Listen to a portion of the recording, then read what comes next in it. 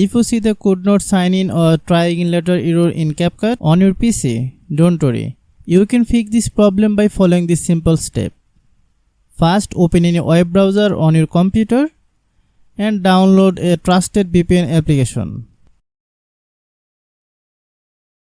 Next, install the VPN and connect any server. After connecting to the VPN, open your default web browser and go to CapCut login page.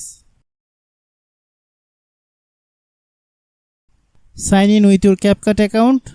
If asked, enter your date of birth and complete the login process. Once you finish, make sure your account is successfully logged in the browser. Now open the CapCut app on your PC and try signing again using the same account.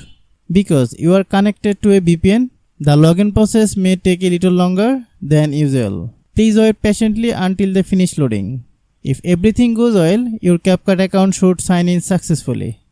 If it still doesn't work, try connecting to the different VPN server and repeat the same step. You can also restart CapCut and try again. This method has helped many users fix the problem. Hope you understand. I have a request. If you are new to channel, please subscribe and stay with us.